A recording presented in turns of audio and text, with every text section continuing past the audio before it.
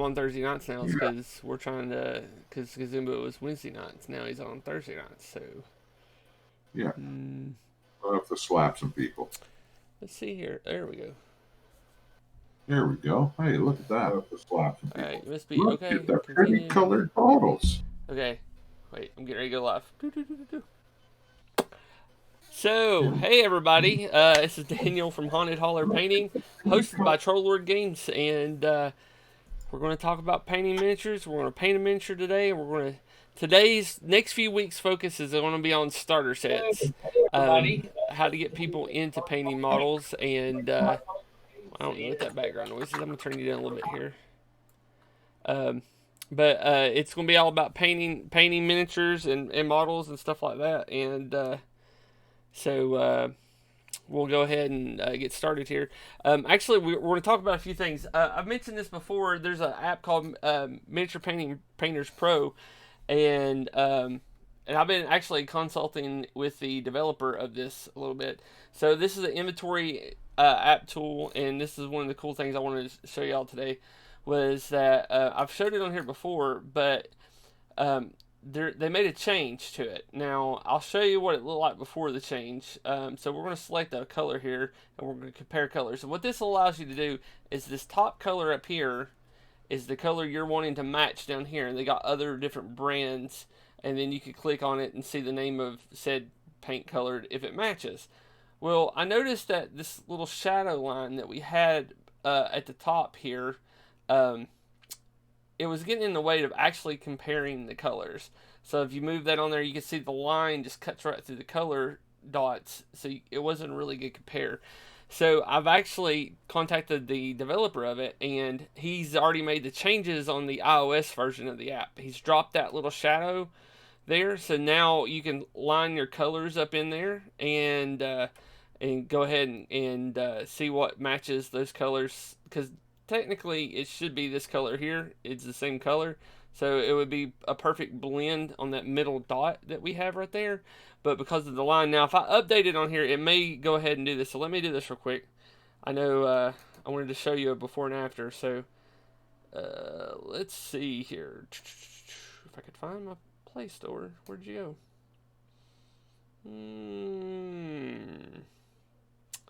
Well, it seems like my Play Store has disappeared. Oh, there it is. Okay. Let's update. Miniature painting. Come on. It's being a little slow today, guys. And we got a cool few. Oh, here we go. There's an update. So let's run the update. So, and we also have, I found a new tool, and we'll talk about it here in a minute, but you can actually kind of see it right here. So, but let's try this out. So it's installing the update. And remember, if you have any questions, hey, it's Imperial Hobby Paints. We'll hopefully be using their paints next week. So let me show you the difference now in the app. It should have the update here. So we go back and we select the color. Let's just pick the same one we had beforehand. Well, it was one of these game colors. Let's just compare color. Okay, now you can see the line is gone. So when you push this up into the color, you're actually getting a better way to compare. So I've been talking to the developer about that. The next thing I'm going to have him do is, if on the bottom here, you can't push this all the way up into there. So I've mentioned to him to have a way to where we can push all the bottom colors up there. And it helps people like me because, as you all know, I've mentioned in the past that I am colorblind.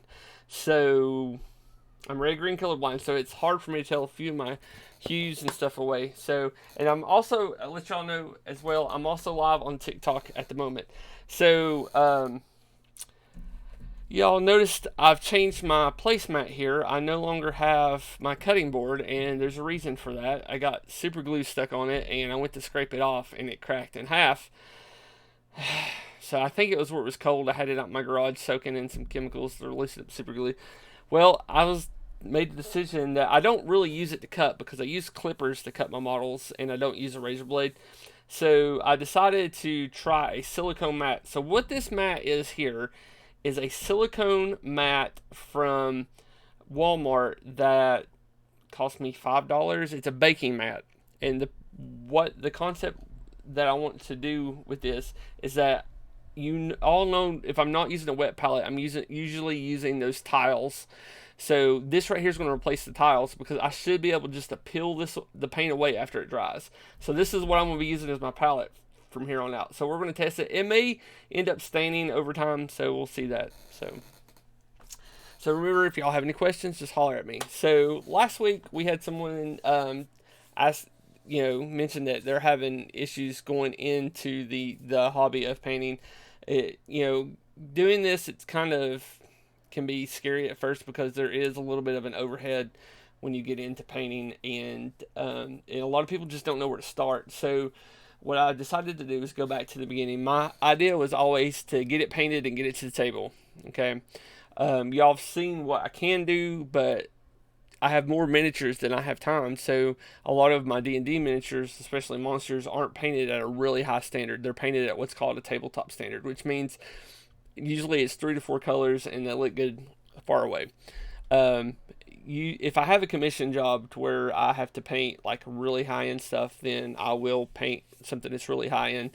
But a lot of you guys just want to get it to the table, and so that's what we're going to talk about today. And we're going to review a couple of starter sets over the next few weeks, and hopefully we should be able to review a manufacturer of one of those starter sets. Not review, but have a conversation with them the week after we look at their starter set. So what I'm doing here today is I'm going to show you the low end. Let me adjust this. My light ring is straight up messing with the thing. And I know this not being in the center is messing with you guys. So, but that's fine. So we're gonna go with craft paints this week. So craft paints is where a lot of people actually start painting models, and I'm gonna give you a few colors here that would be a good start. And it's actually a kind of a mix, so you don't have to get this one type of paint. Now, you can get these colors. The apple barrel paints I pick up at Walmart. Okay. So, and these usually go for 50 cents a piece. So, first of all, you're going to need a white. It's a given. Then you're going to need a black. Now, I prefer jet black because jet black is, as we've talked about in the past, it's a neutral black. So, what that means is that you're going to get a cooler color if you mix it with a white. It's not going to be, it doesn't have a lot of brown in it. They make black usually two in one ways, and one is a lot of brown to a point where it looks black, or a lot of blue to it looks black. And jet black is one of the ones that have a little bit of blue in it, but when it mixes up, it actually doesn't add a lot of extra color to it, anything like that. So the next one is you're going to need a leather color or a brown. So we're going to go with a chestnut. So I'll move this. I'm going to go with the apple barrel stuff first. This is all stuff I bought at Walmart. You're going to need a bright yellow. Okay. And this is all we're going to use today is these craft paints. You're going to need something that's going to be like a bone. So we've got toasted marshmallow. You're going to need a red. And we have red apple for that. A green. We have this new shamrock, as it is called. And let's see here. That is it for the apple barrel. Now, these are all 50 cents a piece, okay? And we're going to talk about the pros and the cons of painting with craft paint, okay? Actually, heard a lot of people talking about apple barrel. Like, I'm not watching a lot of streams, but the ones that I have watched, the brand name comes up quite often. So Yeah. And yeah, it is popular because it's a very accessible paint, especially if you have a Walmart or craft store. Now, a lot of people have access to a hobby shop. So now these next two are a purple and a blue, and these are Anita's. These were Hobby Lobby for 80, I believe 88 cents a piece. So you always have to have a blue, and I always recommend a purple. It's good to have a purple in your collection because it's just one of those colors that doesn't exist, and we've had that discussion before. And actually, I missed a color. Where did you go? There it is. Okay, this one is a Craft Smart. These are usually, I believe, at Michael's, and this is a graphite gray. So this is a neutral gray, and I usually keep a couple of grays around, just like I keep my browns around. So because when you paint in fantasy stuff, you're going to use a lot of brown, a lot of different types of browns. So this is one of the ones that I actually use as well. So and I also have another Craft Smart, and this is just a brownish gray. So, and then I have a dark gray as well. So, and it just depends. Usually those are Craft Smarts. The last two are your metallics that you're going to need. This is what we will talk about flesh tones here in a minute as well. So these are folk art metallics. Okay, we've got a nickel and we've got a gold, and I actually sometimes I prefer this gold over using like Army Painter gold. It's because it's a thinner paint. It's not as thick as other paints that we have to deal with. So, and it's a lot brighter as well. So usually I use a lot of craft paint for different things, but mainly it's terrain. But the gold, I like using this also to renumber dice. So now we're going to talk about flesh tones. The first flesh tone I'm going to talk about is the Caucasian flesh tone. So normally I do a um, what's called a triad, which means you got a dark, a mid, and a light. But I found these two actual apple barrel colors at Walmart, which they are very hard to get anywhere outside of Walmart. Amazon sold out. They're usually sold together like this in a package on the internet, and these are your two skin tones. And I don't know, for some odd reason, these two paints together sell for almost $8 on eBay and Amazon. I don't know why. You can get it at Walmart, 50 cents a piece. So you've got a peach that's your light skin tone, and then you've got a light mocha, and then you can mix the two to get your mid tone. Or if you want to take it down a little bit and grab a khaki, like over here, you can mix the khaki in here with this. The only issue with these colors for your flesh tones is the fact that it's the best way to put it. Our skin, you know, when we get cold, it turns pink sometimes, or it gets a little pink hue to it. It's because of the blood.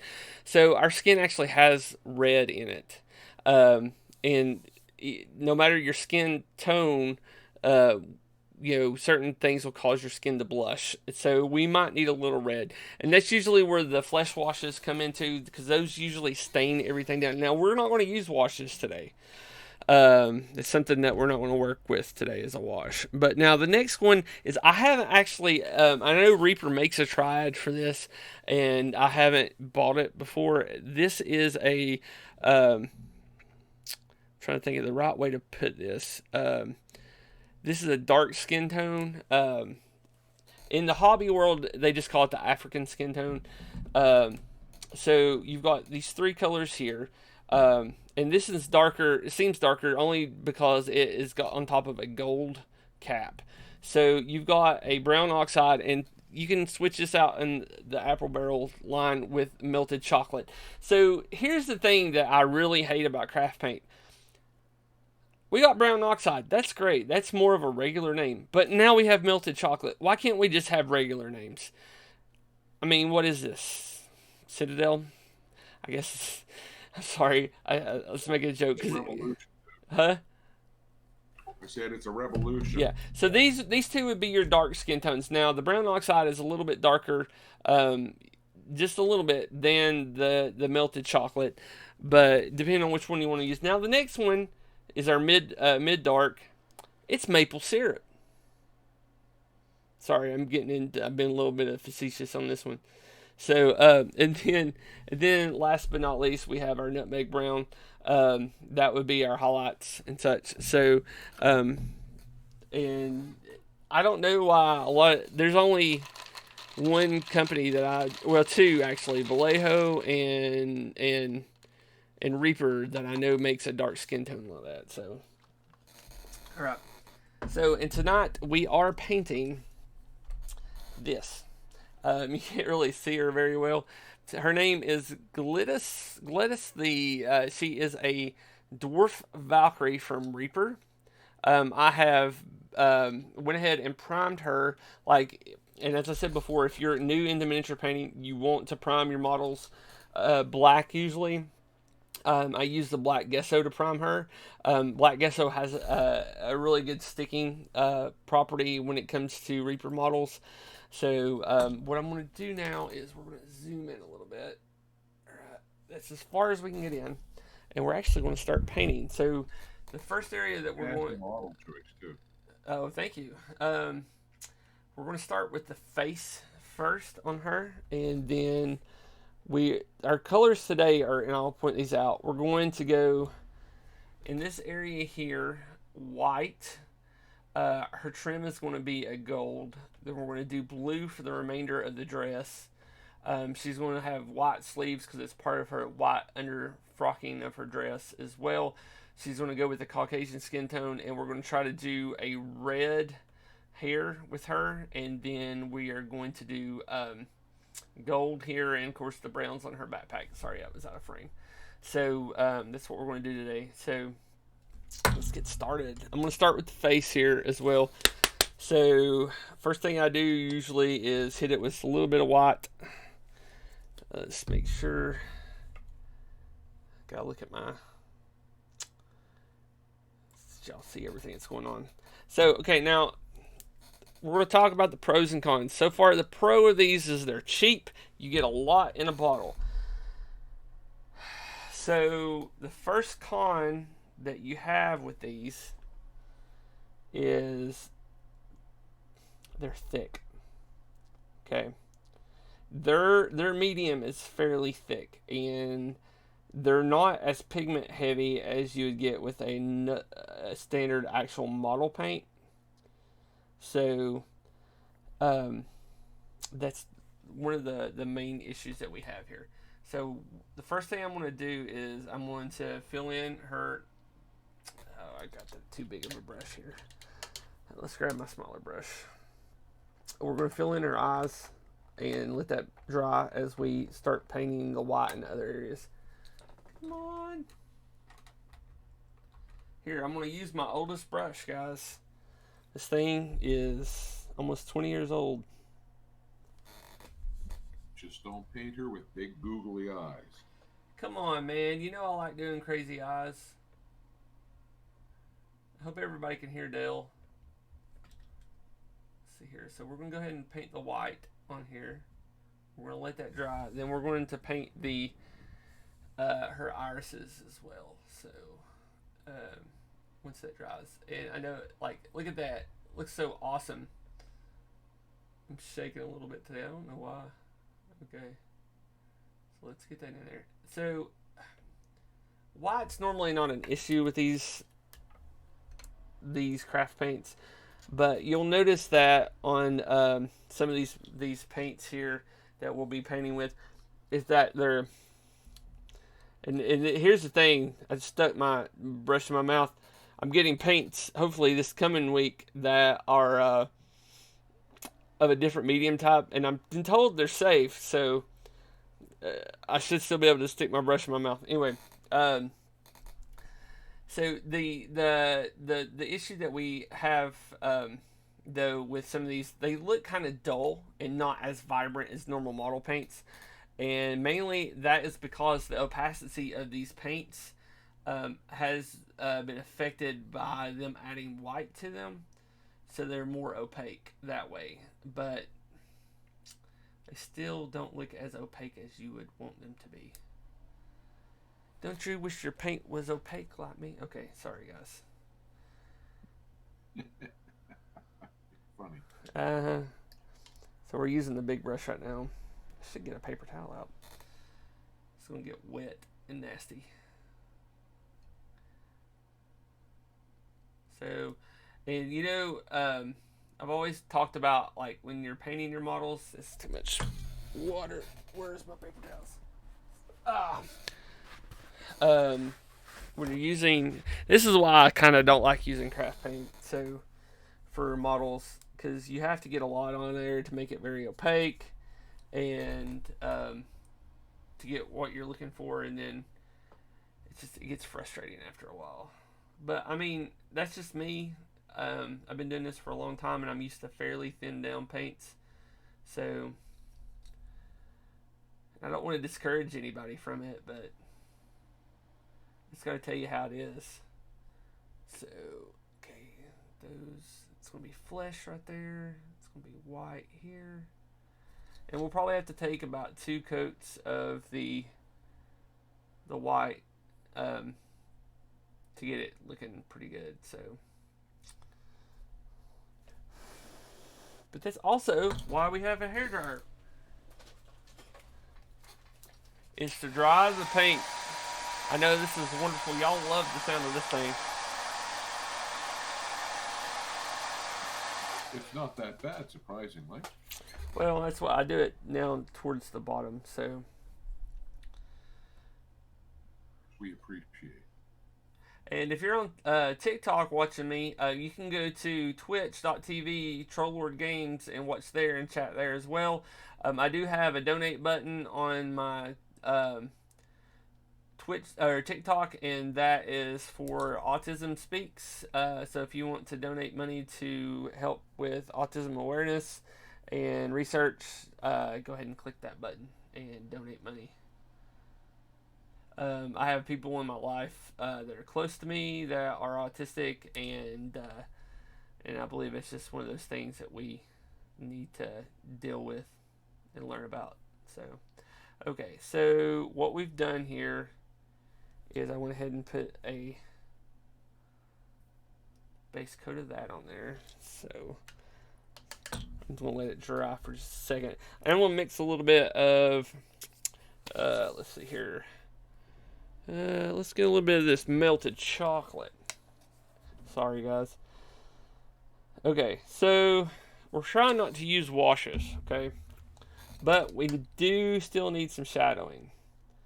So we're going to take a little bit of water and a little bit of paint. And I'm going to attempt to put some right up here where there's going to be some shadowing. And we'll clean that up in a minute as it dries.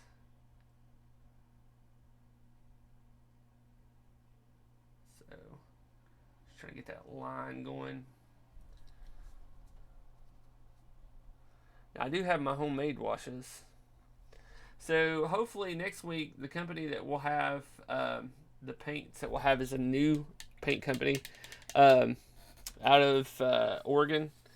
And it's actually an American made paint company for model paint. So, and remember, as my wife says, don't judge me on what it looks like now because it is a hot mess until I get done. So, next thing we're going to do is grab our blue. Put a drop right there. Come on. Come on. Ooh, there it is. So, here's another thing, though, about craft paint. Is craft paint usually these newer paints, and I've noticed it. Okay, I'm gonna tell you this. Almost Anita's is made by Rust-Oleum. Okay, you've got Folk Art and Apple Barrel, and those are actually made by a company called Plaid. They also make another one called Deco Art and stuff. For some reason, the paints don't separate like they used to. So I guess they reformulated their medium. So let's see here. So we're Is that good or bad? I mean, it depends. I mean, how the medium acts. If we're getting a lot of issues with it, I mean, if it's super thick and you can't do nothing with it, and if you water it down, if it acts goofy and stuff, I mean, it's gonna be one of those things where it's just like, well, and for the longest time, I used to use craft paint to paint with, and I didn't really start using. I mean, I started out with Citadel. I've mentioned that before. When I was in high school, this is back when they had the hexagonal pots, so I was a bit older. The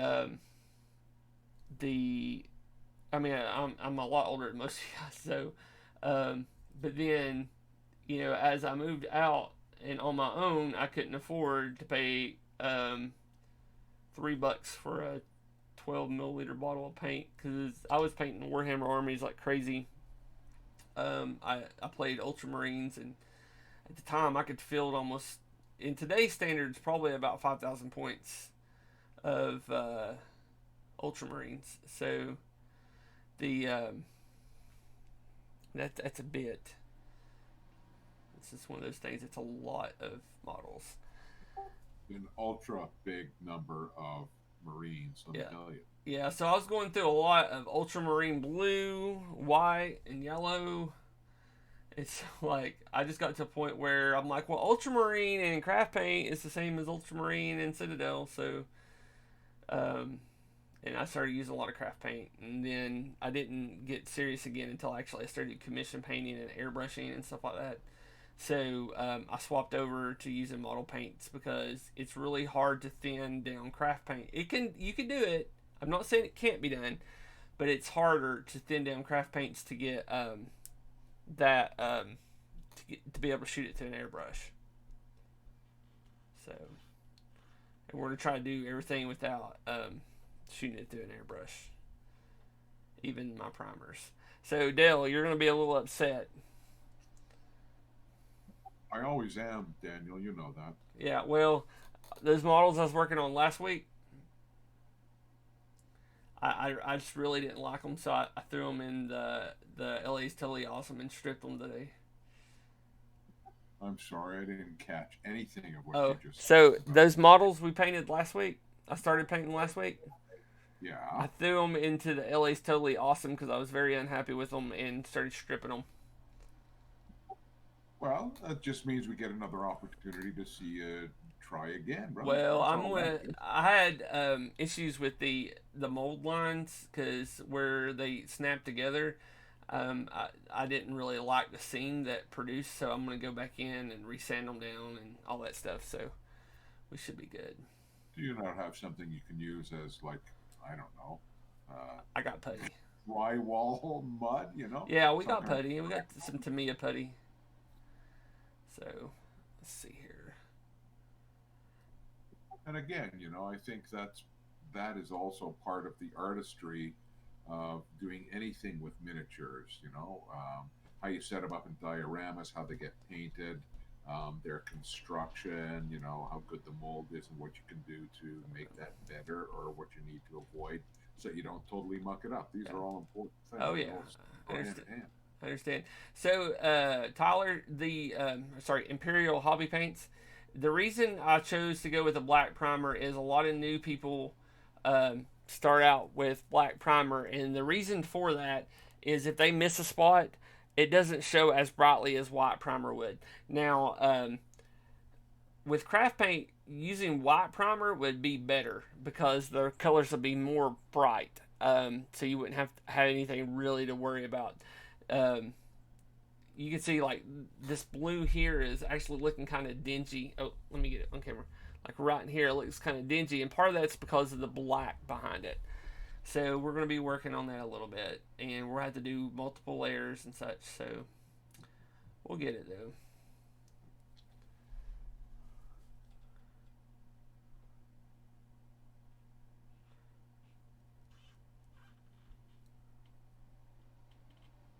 Normally, I like to do a zenithal highlight as my undercoat. I've been experimenting a little bit on my own with what's called underpainting, and that's where you pretty much paint everything in black and white, even wash it and such, and then go back and highlight it and do a dry brush all in white, and then you come in with your glazes and your highlighting is pretty much already done. Let's see here. Trying to make sure I'm getting everywhere that I think blue would be.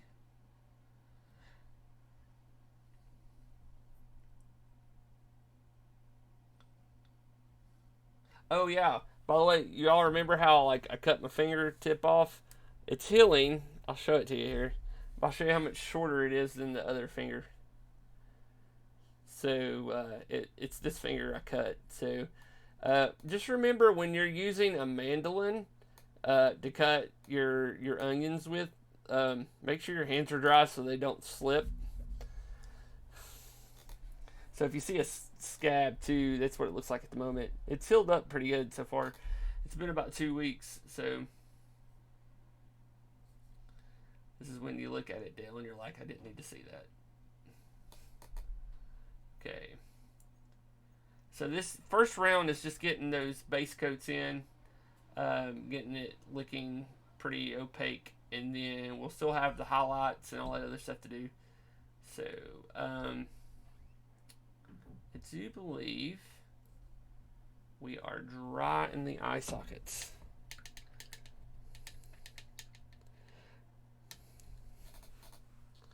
So what we're gonna do is, hello Bell 2. They're getting people in Twitch or TikTok. So we're going to use blue, and the way I like to do my pupils is I just get in the middle of the eye, and I pull a line in. See, look, I got all big and goofy on it. Just like you didn't want me to do. Dag nabbit. So let's see here. Okay, that looks okay. We'll fix this though. We'll fix it in post. Need a drink of water here. I just want to point out to the audience that Daniel's wearing a hat tonight because he got a really nice haircut earlier in the week. No, I did not get a haircut. I haven't had my haircut in probably about 2 months now. You just think it's cut. You just think it's cut because. Let's see here. Now we're gonna do. Let's do our browns. So let's grab our chestnut. I'm gonna try to do metallics last. So let's grab the chestnut here. This is what I'm gonna use as my leather. Switch over to my character brush. So the brushes I've been using, I always put these out because I love these guys. I got these about 4 years ago. This actual set 4 years ago. There's one more over here, a fine detail brush. I don't like using it though. These are Kolinsky Sables, and I take care of them. I wash them out at least every other time I paint with them, as far as like with soap, and I reshape the points. But at one point, I was painting a couple hours a day, every day, and with these brushes, and they're still holding up, and they're almost 4 years old. Look at those points. Do you see my finger though, Dale? Oh yeah, it's charming. Yeah, not as bad as I thought it would look, so that's a good sign, I guess. Yeah. Let's see here. So this is gonna be. Almost a smarted some. Yeah, it hurt. Let me see if I can scoot in some. I need to put my elbows on the table here. Imperial, did Jack reach out to you? This is very uncomfortable.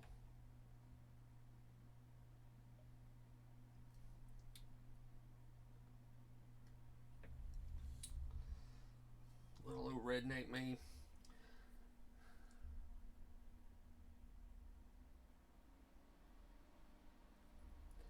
And remember the app that we used at the beginning of, I was showing off at the beginning of the thing. It's called Miniature Painter Pro. They have it on, let's see here, the Apple Store and on Google Play. And it's an inventory app as well. And I do know that they don't have the colors for the ones from Imperial. So when I get those in, the ones I do get in, I'll probably be sending him the names of them and sample colors on swatches or take pictures for him. He's in the Netherlands. He's been a pretty good guy. We've been talking about taking an actual, instead of using the computer generated hues that you see, taking and actually using real images of the paint. So it's pretty cool.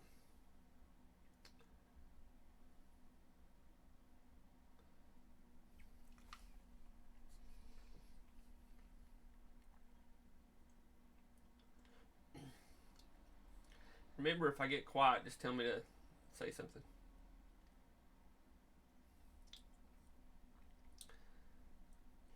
And remember, guys, I don't have a really good setup.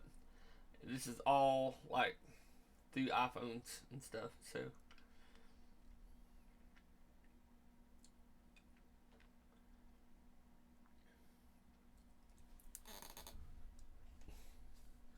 see, now I can't see what Dale's saying. I gotta move my window.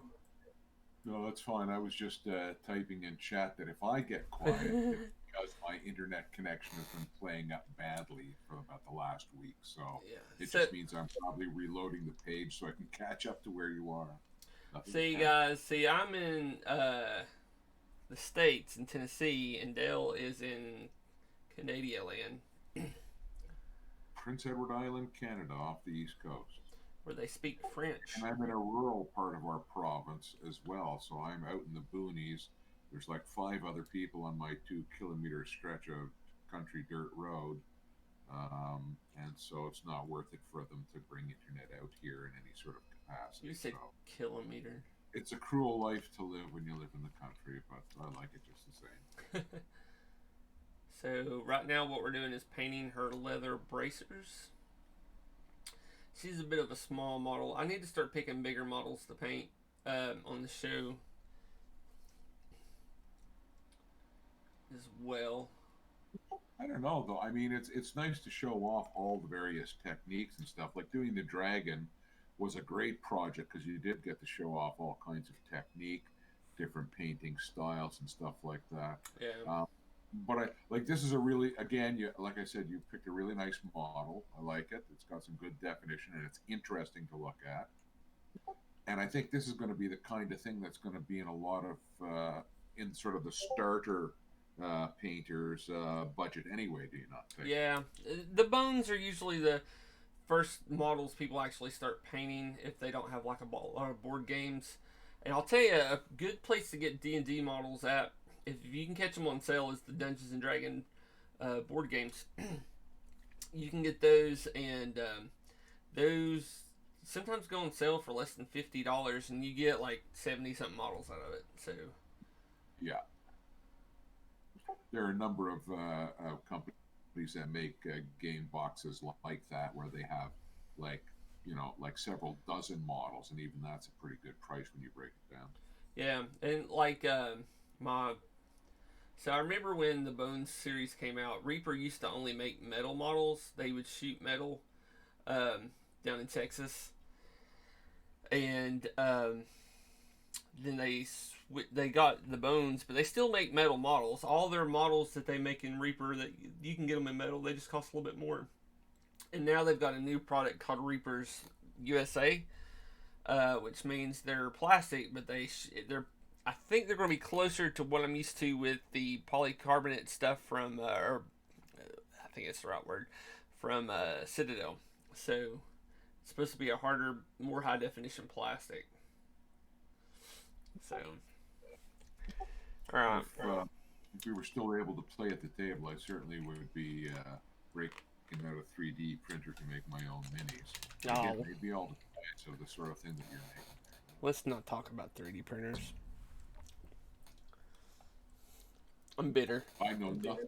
I know nothing about them except that I would like one. I can't afford one right now, and I know nothing about them. They're a pain in the neck, unless you're an electrical engineer. I'll say it isn't so now. Yeah. I'm that bitter old man, though. I've been, gosh, over 6 years I've been doing 3D printing. I just had somebody reach out to me on Thingiverse today asking if they could sell one of my models on Etsy, like print it out for people. It's one of my DOS towers I created. Probably the Stormtrooper one.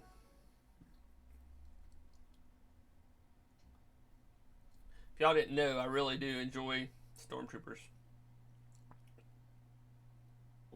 I guess.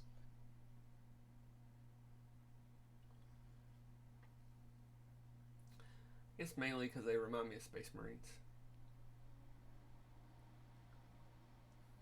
Okay.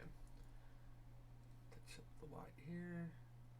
I don't really like shading white with brown or a brown mix. I like a gray. I may come back in with that. Okay. Let's go back over the blue a little bit.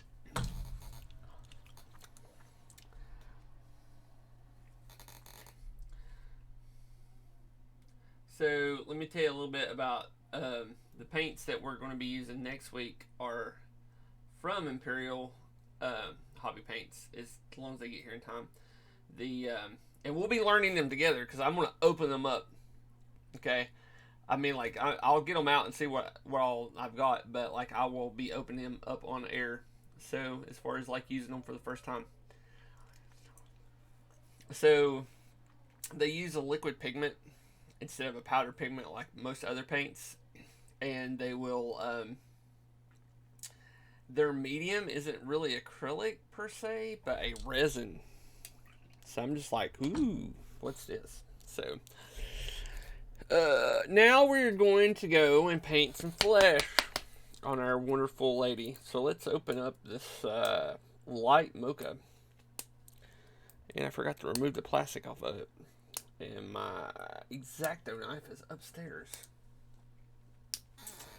Hmm.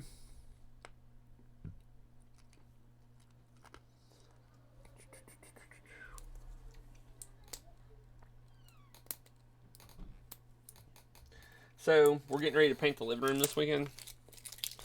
And my wife's like, what you really need to do is a show on painting your living room. And I was like, I can't because I make that joke all the time that I hate painting big things. She's like, haha, I knew you would say something like that. Like, I know. Okay, so here's the problem with gesso. Black gesso is so matte black. I mean, it's not like super black, but like there's no reflection. It's hard to see any definition when it comes to actually the thing. I like it because it shrinks around stuff, so it's usually what's painted on the um, paint frames, not the frames, but the actual linen or the paint picture, and it's what makes it tight from its shrinking. So, I heard of elephants upstairs. Do you hear that? Oh gosh, this face is going to look bad with those eyes. No. Thought I could save it.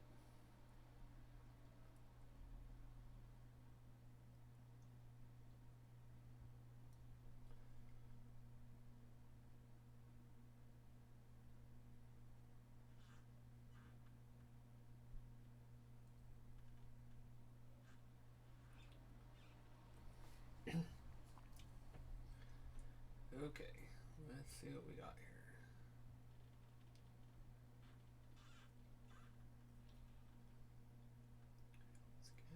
Let's get right in there.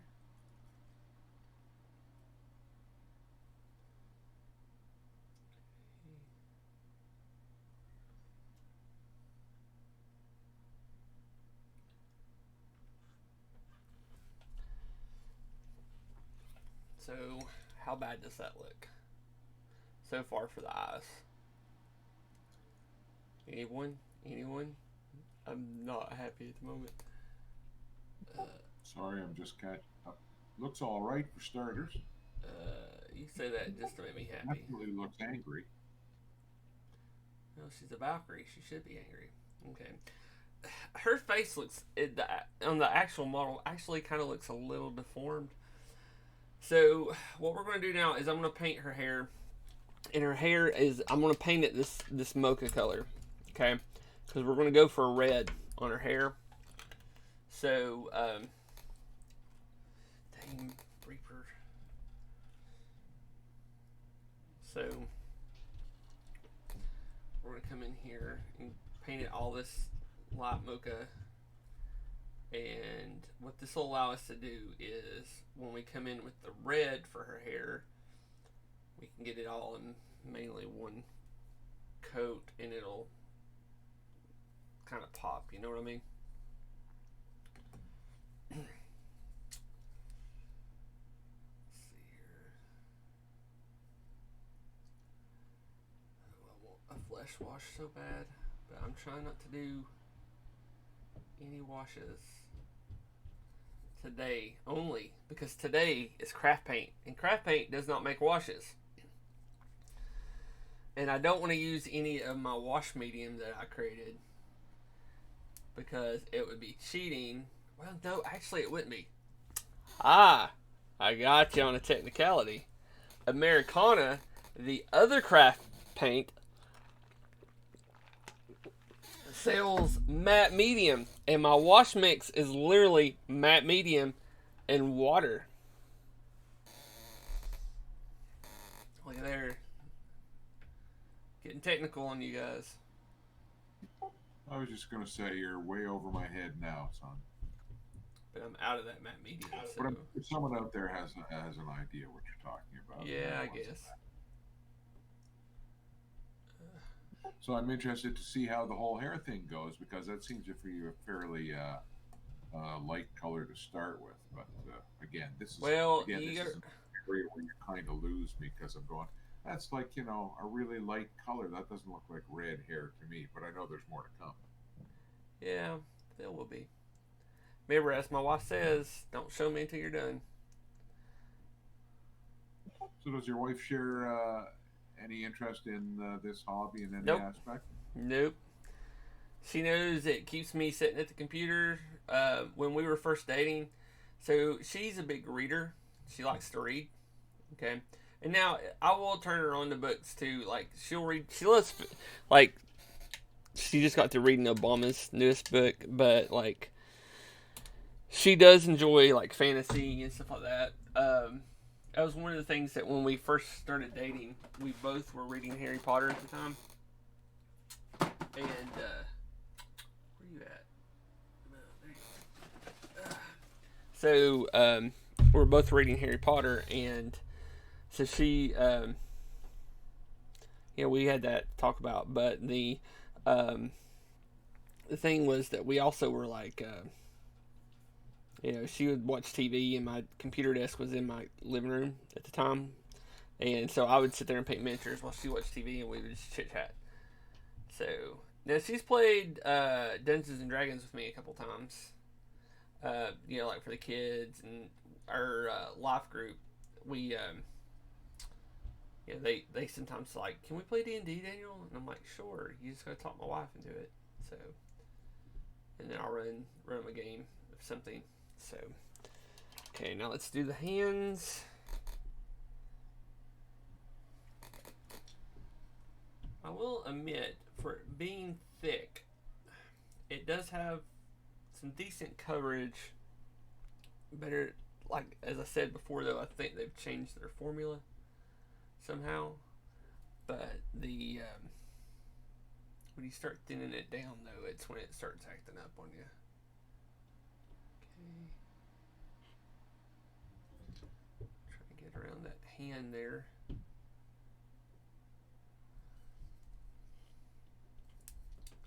Ugh. Oh crap. And that's when the brush slides out of my hand right into the paint. Slow down, Jen. I know. Let's see here. How many people are on TikTok watching me right now? One. Hello, June Earthquake 69. I guess you were born in 1969. Let's see here. We have gotten the real long shot. Lord Deus, Commander Root, Casino Thanks, Carbot 14, A10, and another TV viewer. I'm going to drop 2 links for you in here now. One is to my Patreon. Let me explain this. I'm not trying to make a living off this. The Patreon is just so I can buy models for the show and paints for the show. I'm also going to drop a Facebook group in here, and this is my EMP Miniatures Painting Group. It means Empowered Miniature Painters, which means people with disabilities, such as myself. I have arthritis and I'm colorblind. And I've also lost a piece of my finger. That group is to support people, whether they have issues with shaking or they have issues with things that won't let them sit still for a while. I'm there to sit there and say, listen, you're doing a good job. And don't listen to anybody unless they tell you otherwise. Tell you what the same thing, because this hobby is about having fun, not about making pieces that are for competition or anything like that. If you're having fun, go for it. So, And that's what that group's there for, is to support everybody in that group. Nobody in that group will ever tell you anything bad, and they'll give you honest critiques, but they won't tear you down for it. And if you have an issue that keeps you from painting, like say your hands shake, we have manufacturers like the person that made this handle here. Um, he's in that group, and he's always listening and coming up with ideas to help people. I've got the guys from Paint Rack in there. That's another app that I've used in the past, and they know that they're in there to help with coloring and stuff like that. Their app, I used to use it all the time for color matching. Now I have this other app that I use as well. So, all right. So she's looking kind of goofy, which is fine. So we're gonna let her dry up a little bit here. I really want to start painting the gold, but not yet. Let's get some more of that blue on her boob. Okay, now let's see here. I'm gonna take a little bit of this white, a little bit of this blue, and it's too wet. Come on now. Blue, white. Okay, so I've lightened this up some. Alright, so what we're going to do now is I'm going to come in and start doing some edge work on her dress.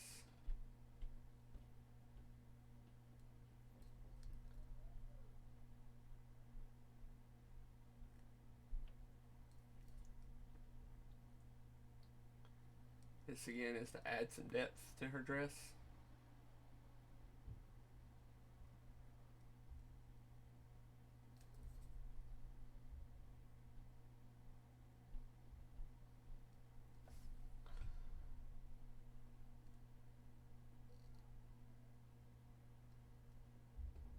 I bet you though, if we had like a bunch of people and we said we were going to give something away, they'd show up.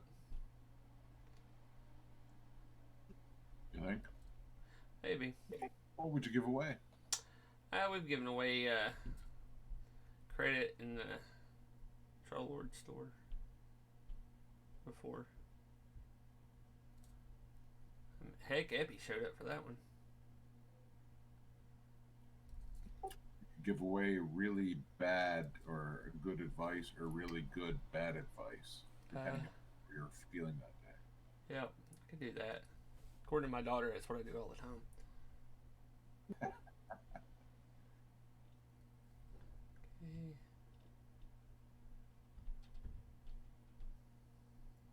So one of the other reasons I picked this model is the fact that even though she does look well endowed, she's also covered up. Okay? Like, she's not showing her cleavage. And I think that's important for some models because there's young girls that are also in this hobby as well. And we don't have to overly sexualize everything.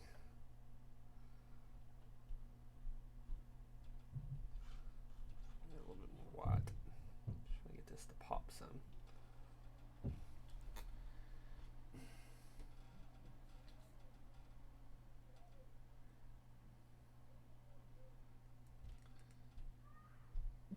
Coming up to the 1 hour mark there, Monsieur. 1 hour. Time flies. Yeah. This is actually very relaxing tonight. This is kind of like watching Scandinavian slow TV, except occasionally. What is Scandinavian audience? slow TV? You have to elaborate now.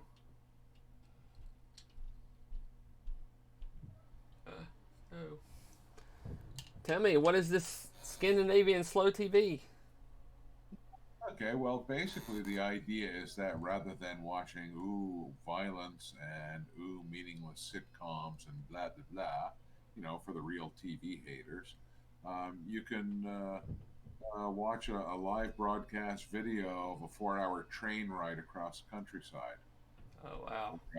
a ferry going up a fjord for a couple of hours. Just slow TV, man. It's like, wow, just, bliss out to something instead of pow, pow, pow.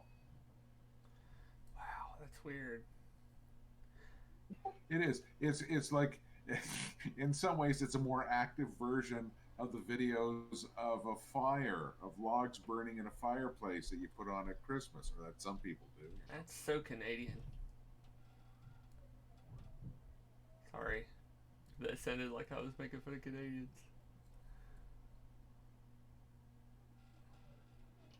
I always enjoyed watching Bob Ross paint though. I dated this one girl one time that was an actual Bob Ross instructor. Like she could teach people how to paint like Bob Ross. And she didn't enjoy my painting style. She's like, that's not real painting. I'm like, okay, Well, well, then she just didn't understand what being an artist is about, right? I didn't marry her.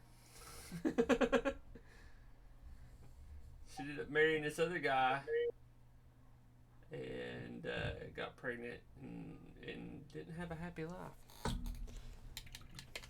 No, that's too bad. I know, it's so sad. Let me get a drink. Drinking great flavored water today.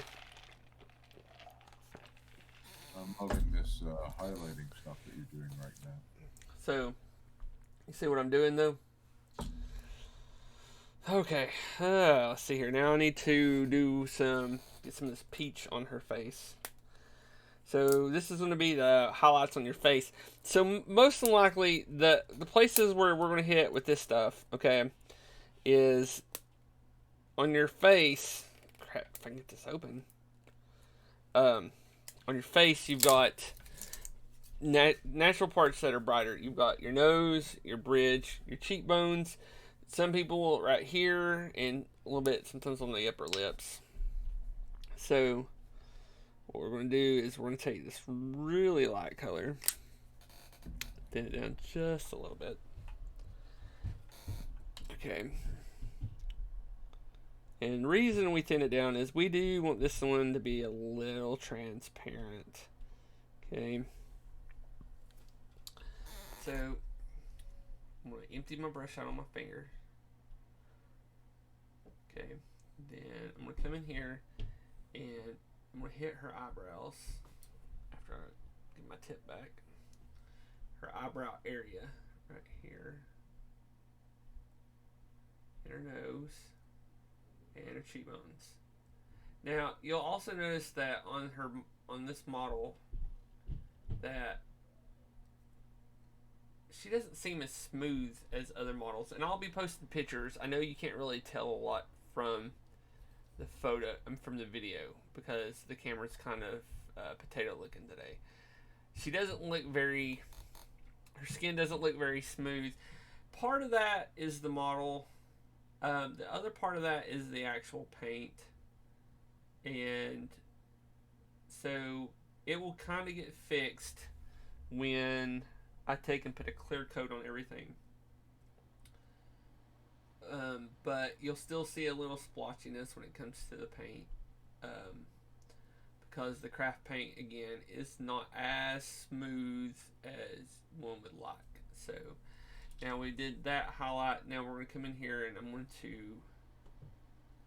Huh, that is so weird. Highlight her hand. Let's see, let's get a little bit dark here again on this one. Some crap showing through. See, like, and right here, you probably can't tell there's an issue with the mold line. So her hand looks kind of janked up. So it's because the mold shifted in production. And I'll tell you, I've talked about this before, and I'm not trying to get on the Reaper about this. Their paints, not the paints, but their models, their metal models are great. The problem that I see is a lot of the Bones models, which this is what this is, the Reaper Bones. They are. How's the best way to put this? not of a great quality. Now, if you go and cherry pick the ones out at the store, then they're going to look a lot better. But the this was a Kickstarter model, so they just threw it in a box, and these were made in China, so the quality control is not the same as it is coming out of Reaper's actual production stock. So, hey everybody, did you hear there's a cold wave in the United States right now? Everywhere it's negative 45. Sorry, it's my dad joke for the day. It's definitely chilly. You get it though. You get the joke, right? No, I don't. I'm a little It, it's slow. it's negative 45. Trump's gone. Get it? He was president 45. So he's gone now. So we're negative 45. Ah, I get it now. It's got to do with the number. See, I'm no good at math, man. Oh, I do have to say it's nice to listen to the news and not hear his voice oh or gosh. tweets or his name being So mentioned very often at all. I was one of the people I follow said that everybody's gonna start getting sick now, and the reason being is because it's called the letdown effect. So we were all like, like oh, building up, building up, building up. Something's weird's gonna happen, and then we were just let down because nothing weird happened. So usually your body's immune system acts kind of funky that way. Yep. So Worst and prepared for it, and as a result, it grabs resources from other parts of your body's function, like the blood gets all sucked yep, into your organs and weird stuff like that. There's all kinds of weird physiological things when you have that fight or flight stress wave and oh yeah. effect. So we're gonna get a little bit of water here. We're gonna water down some of this red. Okay. Ah, okay. Okay. Now let's take the red that we watered down, kind of made like a red wash for her hair. So this red isn't going to be as vibrant as me using one of my like say army painter reds, because if you can tell, the red is actually kind of a little pink-ish, and that's actually because they mix white in with their colors to make them more opaque. I mentioned that earlier in the thing, so that's why it's a little bit pinkish. But we should be able to work with this. So I'm just trying to edge around her head and get her hair looking okay. Is that the same color that you used on the dragon No, first painted? No? no, because I didn't use craft paint on the dragon. Okay.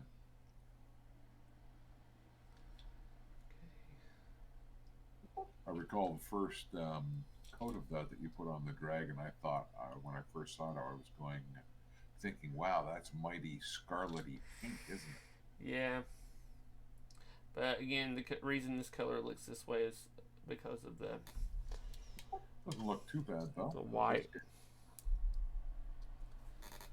So And I can see how the light color coming through is going to look like highlights. That'll be nice.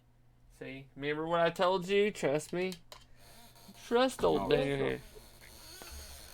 Oh, sorry, I gotta stretch. Alright. So, let's see here. We'll let that sit for just a second.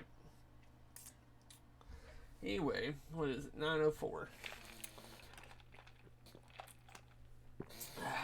Let's see here. Modern Rise joined on TikTok. Yeah. We're painting a Dwarfen Valkyrie here on TikTok tonight. So, okay. I guess we can't get around this next part. We're gonna let this dry for a second though. Doop doop doop doop doop doop. How was your day? Me? Yeah. It wasn't bad. like I've referenced, I'm having trouble with my internet, so Yeah. I dashed into the university where I used to work and talked to my buddies, and got myself a nice 50-foot Ethernet cable. And tomorrow I'm going to try a direct connect to my antenna to see if I can improve my signal.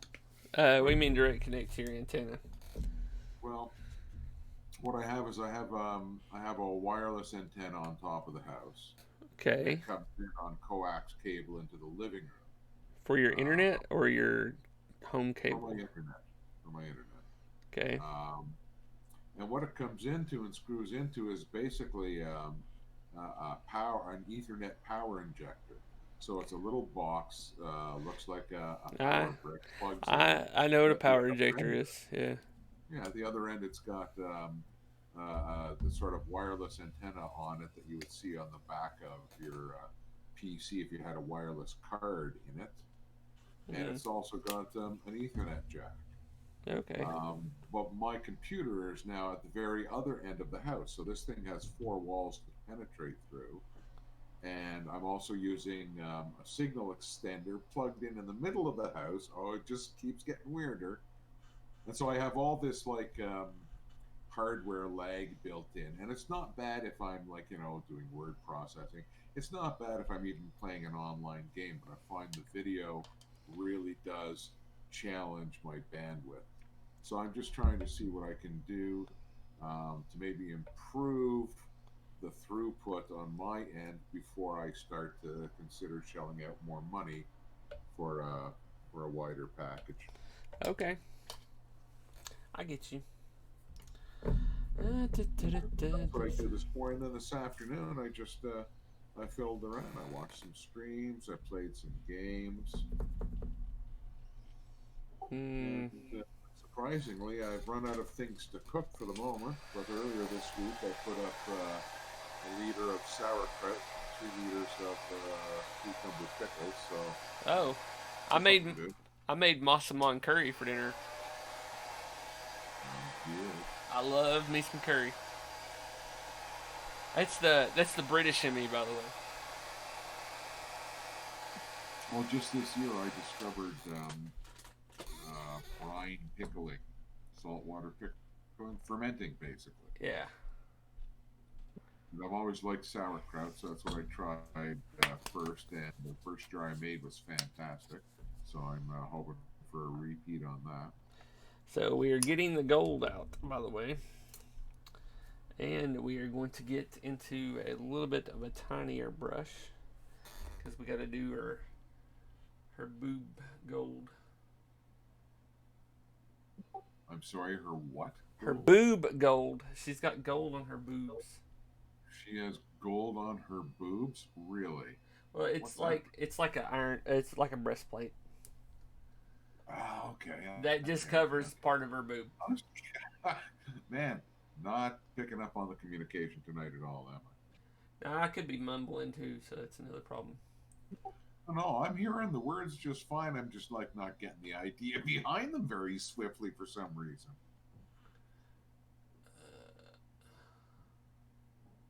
Let's see here. Um, I guess the only other thing, I don't know if I mentioned this to you before, but I'm now less than a month away from paying off my mortgage. Oh wow!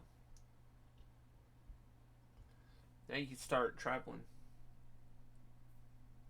Well, I'm not sure what I'm going to do. I really am a homebody. I always like the idea of traveling, but now that I've got my little hut out in the country here, I really like being here.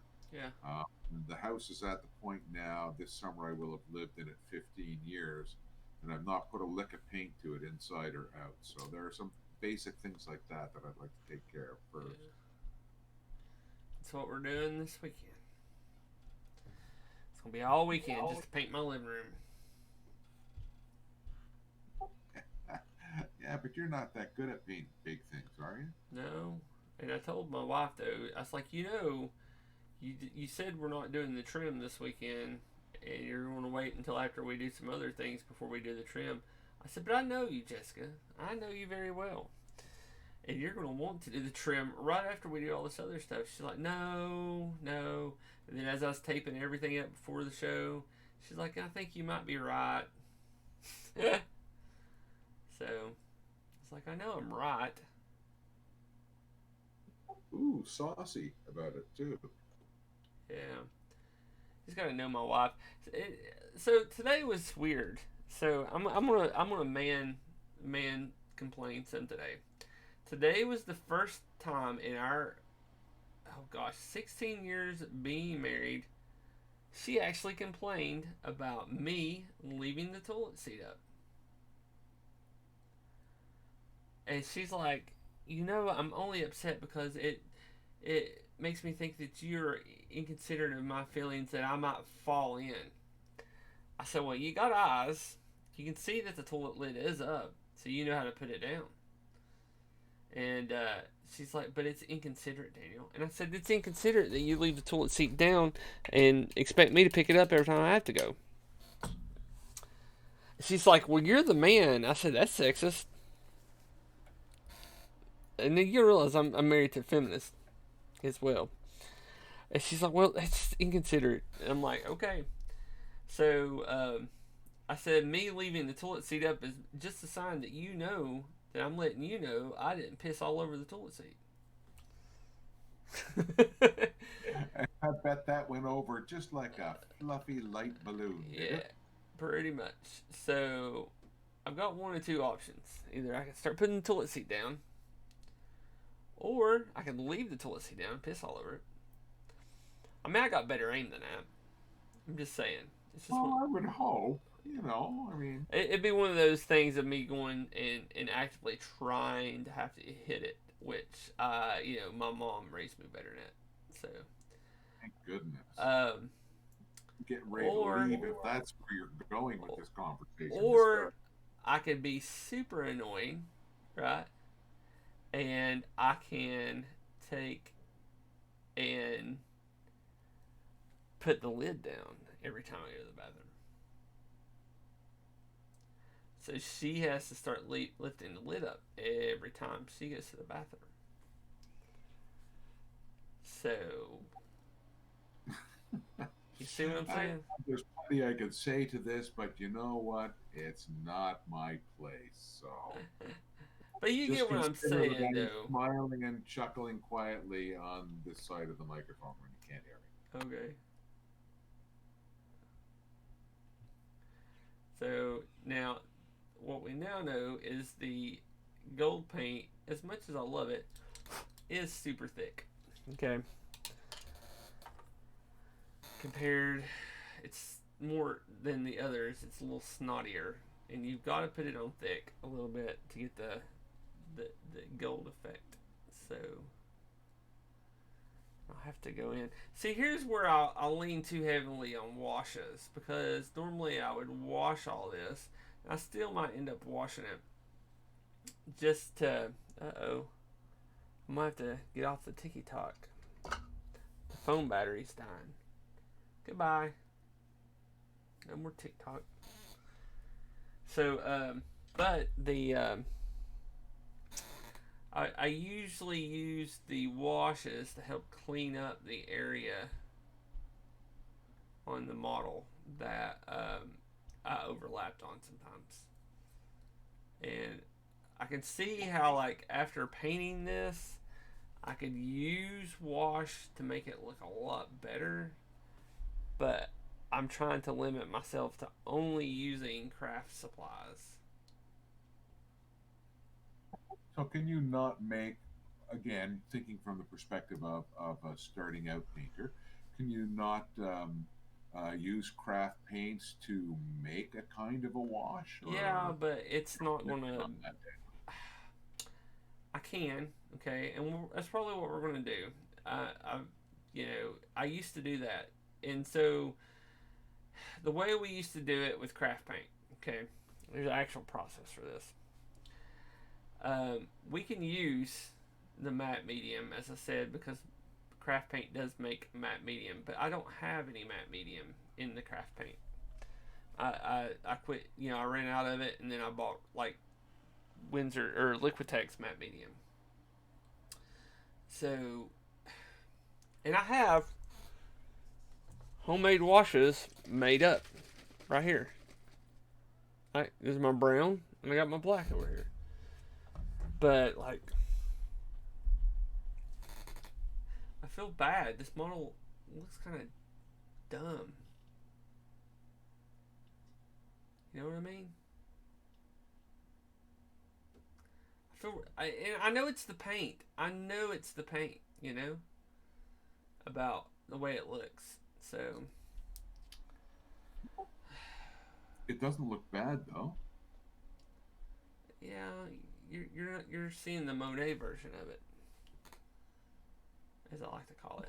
But keep in mind, you started the hour off by talking about the difference between something that you bang out quickly for the table, which I kind of thought it was where you were going with I this am model. going with that this time. Okay. I just feel the part of me like this isn't even my. I mean, now that I've seen you do this, and I hear your angst over not wanting to use a wash, but knowing how it's going to tidy it up, I understand now what the function of the wash is, which I never really did before. It And I adds can depth. see how, like you say, all the little overlaps are Yeah, going to be all cleaned up and unified by that slight residue that the wash leaves behind in all the crevices and stuff. yeah, And that would be a really good look.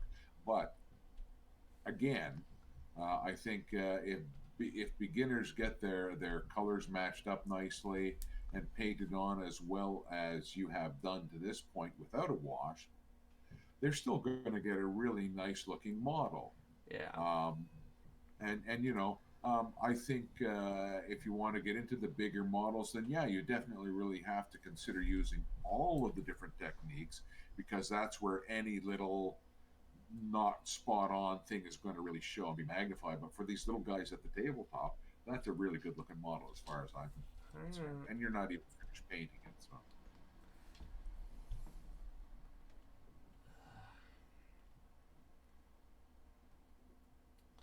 trying to get through and paint. And you're a bit off camera as well. Oh, I'm on camera now. I think. Oh, is that me getting all behind in the video again? It's just frustrating.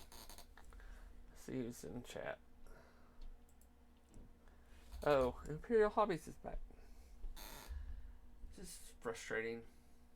But I am limiting myself to what I have from said setup. So again,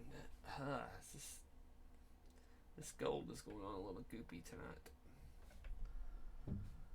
I mean, it dries fairly bright. I'll give it that.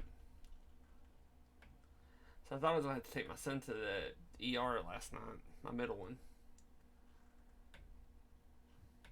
He fell at school. Well, he fell at school and hit his head at recess.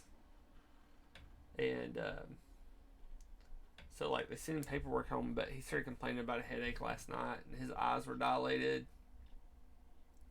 I was like, well, he's either been into somebody's stash or he's got a concussion. So we had just watched him last night. So, right. Yeah, the eye behavior is always something to watch there, isn't it? Yeah. Like I gave him some ibuprofen last night. Told him to go to bed. All right, let's let the first. Doing better today, though. Yeah, he's doing a lot better today. Let's switch over here while that dries.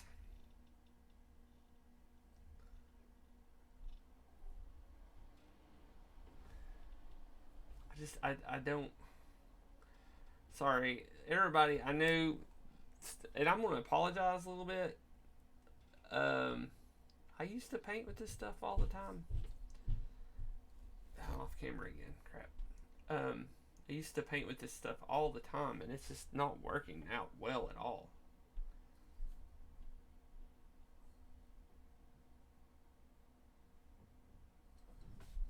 I mean, I've painted Blood Bowl teams with this stuff, armies. a lot of D&D miniatures that look really good. I guess this is where I'm not used to working with it anymore. I had so many high expectations.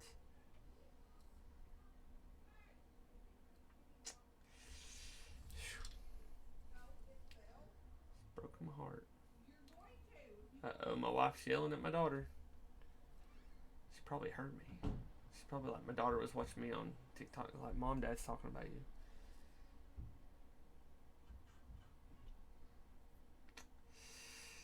Ugh.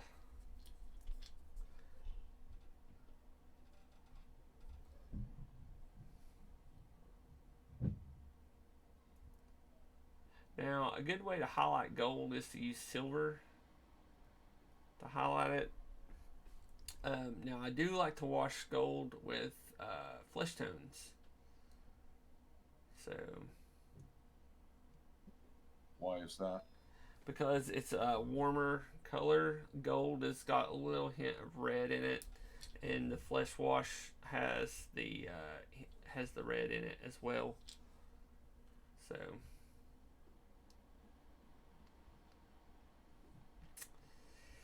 well, we're getting there.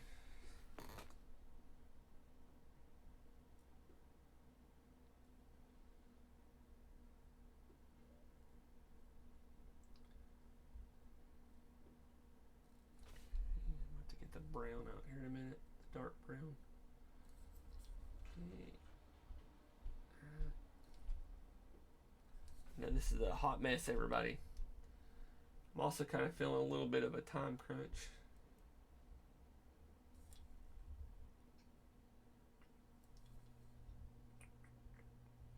Alright, let's let that dry while we get the light brown out. Because we gotta paint the leather on the backpack.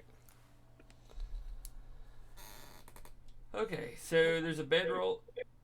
Huh? I was just going to say you might have to break out that hair dryer, yeah. Huh? Yeah. So there is a bedroll. I'm gonna do that white. Then the other things I'm gonna do like different shades of a leather brown. Then there's rope holding it together as well. So normally I would use a khaki color, not khaki, but a hemp color. So a hemp is kind of like a khaki with a little hint of green in it. But I'm not sure if I can make that. And there's a little hammer down here, I just noticed, okay.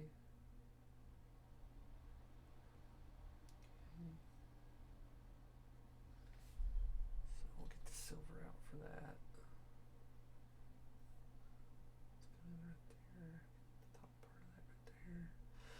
I'm mumbling again.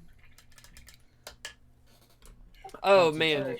So I'll tell you what kind of got me the other day. So you know I use the Citadel water cup, right? This is the water cup that I use. Okay.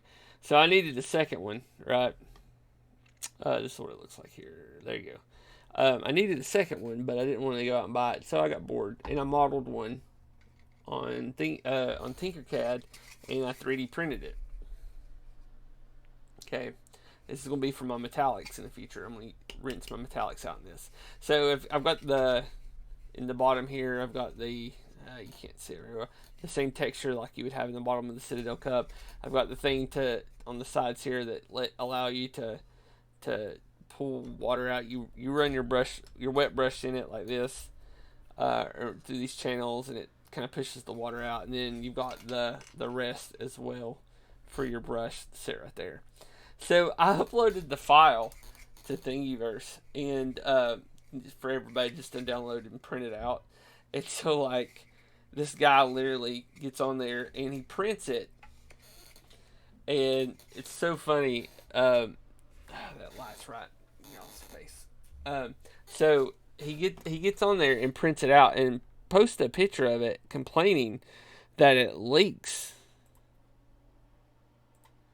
And I was like, mine didn't leak when I printed it out. And the reason I think his leaks is you could see gaps in his print, his 3D print. And so, like, his skin or the outside layers of his 3D print weren't thick enough usually, and he's probably got his layer height messed up somehow. But like um, I said, I use a 3 pass thickness of my skin, which means it goes around 3 times. But I mean, his was all gapped up and stuff, and I'm like, no wonder it leaks, man. But I didn't want to say that. I mean, he complained that another one leaked as well. I'm like, the model is watertight. It's not the model. It's your printer. But I didn't want to say that to him. Remember, the link to the Patreon is not to for me to make a living off of it. It is to help us buy models and more paint and supplies and hobby hacks. I've got 3 levels of Patreon support. I've got a $4 that gets you access to the Discord channel, and you get to sit here and talk with me and Dale while we paint. Um, we have a $5 level that gets you access to the Discord and early access to any hobby recipes that I've come up with, like how to make a wash or stuff like that. And then it straight up jumps to $30, and the reason for that is you get 1 hour of my time for me to either help you improve your painting, or if you want me to paint a model for you, you send it to me and I paint it and I send it back, or you send me the money to buy it. I'll buy it at my local store and then I'll paint it and shoot it to you. So just whatever you want to do. So again, it's just so we can get some supplies and things like that here to help us out to make the show a lot better. So here we go. We're going to do another pass of gold here. And I'll be cleaning that up with brown here shortly. And then on this side as well. Part of painting for me is going back and doing cleanup and stuff too. So I understand that stuff. I figured the gold was going to need 2 layers. I'm kind of You could use another go over them. Yeah, I'm kind of enjoying the silicone matte though. It seems to be working out fairly well. Now, anything that's left on the mat, I can just peel it off. will it dry up like overnight or something? Or yeah, and I can just peel it off the next day. Oh, that's pretty handy. Yeah, like in playing around with it, I put paint on it, I put super glue on it, and it all just peeled up as soon as it hardened. So I just peeled it right off. I posted about it in the Patreon.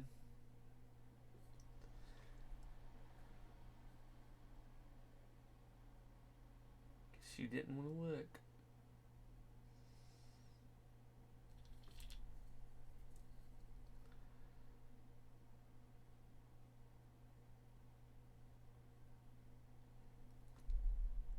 Have you heard from Bake here?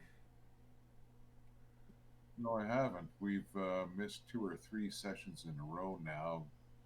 Generally, apparently from technical difficulties or people not being able to make the game. So I haven't had any chance to talk to him at all. I messaged him. I tried to get him on audio chat earlier this week. Bake's our other guy for you new people that he gets on and he talks with us as well sometimes. Just been wondering how he's doing. I know he was frustrated the other day. Microphone, dude. Oh, what? Huh? Can you not hear my microphone? You were starting. You're starting to get a little far away from it. Oh, here, let me move it. Here, there you go. Try it my face now. Now you gotta really hear me. You're listening to the sound of WKPG. Ladies, when you need to get your groove on. Sorry. This is Dr. Love on the radio station. Dr. Love, huh? Yep. That's my pseudonym for the radio. Uh, you know, I don't know. Maybe this gold just kind of went off a little bit. Yeah. I mean, sitting there on the mat, it looks like it's thick and goopy, but really, but that's craft paint. might be, yeah, I guess. Yeah. That's just normal for craft. And you can't thin gold paint down because of the craft gold paint because it's got the mica in it. Now I will tell you stuff that we should have next week.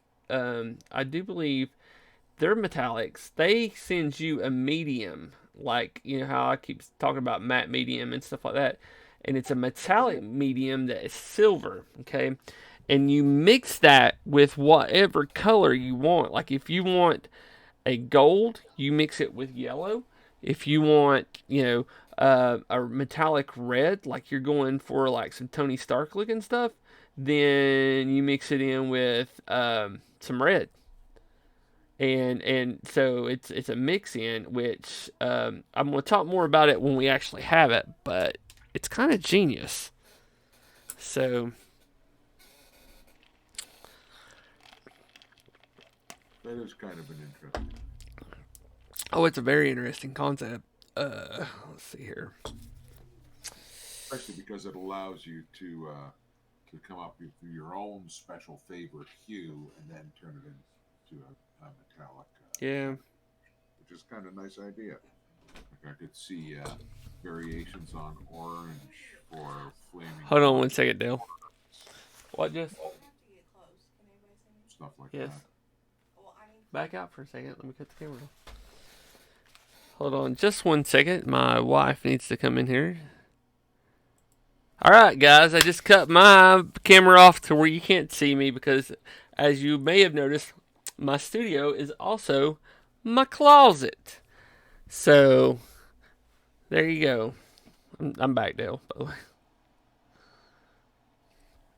Dale? Hello? Hi. Oh. Sorry, what? What? I said I cut my face camera off because my wife had to come in here and get some clothes. She's like, I don't want nobody to see me. I just got out of the shower. So, let's see here. Yeah, that's fine. I was like, yeah, I don't want to broadcast anything to get Troll Lords shut down. Now, y'all got to remember, Troll Lords makes Castles and Crusades. They make Harvesters, and they also make Amazing Adventures. Now, you're going to be like, well, what's that, Daniel? Castles and Crusades is a Dungeons and Dragons derivative, okay? And I don't want to say a clone, okay? Second edition Dungeons and Dragons. We had a lot of cool things. We had Thaco. That wasn't really that cool. Actually, let me see you. Dale, do you remember this? I remember it all. No, like look at my little picture. Yeah, still catching up, dude. Okay, so this right here is a second edition Dungeons and Dragons combat wheel. So Yeah. Okay, I remember the combat wheel. okay, so this is how complicated D&D used to be. Like, and I wouldn't say complicated, but like you had to have a combat wheel to effectively play Dungeons and Dragons. We had Thaco, and that means we had descending AC, which means you had to go lower than the AC to hit instead of higher. So, and then in second edition, we didn't roll a 20 for initiative, we rolled a 10. So, along about third edition, when third edition came out, that's also about the same time Castles Crusades came out. And they did take a few things from third edition and took a few things from second edition. And so, like, one of the interesting things is that with Castles and Crusades, your AC effectively doesn't cover your head. You have like a body AC and you have a head AC. So like if you know it's like, or let me rephrase this: your helmet doesn't add to your overall AC of your personage. So you might have a +2 helmet, but guess what? It doesn't add to your body armor because it's on your head, not your body. But initiative is rolled with a D10, and you have no modifiers to add to it. Now, a cool thing about it is, for every time you go up a level, you get to add a rolling bonus to all your attributes. So that means that uh, if you're level 1, when you roll your d20 for like a strength check or something that is a strength modifier, you add that one. If you go to a level 2, you add 2 to it. Now, we don't do skill checks anymore like it would in does in fifth edition. So like fifth edition, the DM has a DC in his head. Well, so you don't have that in Castles Crusades. You have what's called your attributes and your prime attributes. And your prime attributes means that if you roll, if it's a prime attribute and you roll higher than I think a 12, then you accomplish what you're doing. If it's not a prime attribute, I think you have to roll higher than. Correct me if I'm wrong. Like a 16, 18. 15. So 18. okay. See, and I'm not perfect at it. So anyway, that's Castles and Crusades. That runs on what's called the Siege engine, right? Now a lot of their modules now are being rewritten to work in fifth edition. Now they also have a Siege engine game called Amazing Adventures. Amazing Adventures is what you would consider a generic universal role playing system, or GURPS, as some people would call it. But what that is it's this is how you sword fight. This is how you have gunplay. This is this, blah blah blah, and then you just add a setting to it. If you ever played Savage Worlds, pretty much the same thing. Well, they've got that for Siege Engine rules, and now they also got it for 5th edition rules. So if you are used to playing 5th edition Dungeons and Dragons and you want to do a space opera, then you grab Amazing Adventures, and then you just add some spaceships to it, some aliens, and put that thing out in space, and you're good to rock and roll. And they actually have a book for that too, called the Starship Warden. Now, and yes, I do sound like I'm doing a big spiel, but I actually play these games. So then, so let's say you like, let's see here, small animals, and you want to play as a ferret that's dressed up like a rogue. That's harvesters. It's a really fun system. It runs on Siege Engine, but you're small animals, and you could be mice, rabbits, whatnot, and you're now doing adventuring and stuff like that, and it's great for kids to start kids out on. So there's my spiel. Good spiel, man. Yeah, every other Saturday I get to play some Castles and Crusades at Chuck's. So I like my Yeah, I castles. have my campaign running on Castles and Crusades, session 8 this Sunday afternoon. Oh, I'm nice. excited. This will be the first session that we play where I'm going to be using all of the moving parts of Fantasy Grounds. Oh, nice. Now I have been asked to run a Starfinder game on Fantasy Grounds. So I think I've got to get that set up here soon. But I did. I'll tell you this. I backed I enjoy Savage Worlds because I was a big fan of Deadlands. Did you see that they have a Kickstarter this week that kicked off? No, I didn't. So they have got the rights from Paizo, or however you say it, to build out the fantasy setting of Pathfinder inside of Savage Worlds. Well, that's an interesting thought right there. Well, see, now you got to realize now they did have their fantasy module. Okay, now the problem with their fantasy module is it was built around more of a low fantasy setting, just like kind of what we get with Castles and Crusades, right? And so therefore, it wasn't great for high fantasy. And I've played it as high fantasy before, and it was really cumbersome. So now they've got a system that they're building for high fantasies. So I'm kind of excited about it because I do enjoy the settings for Paizo and stuff. So, and there's a lot of other stuff that we'll be able to use. Huh?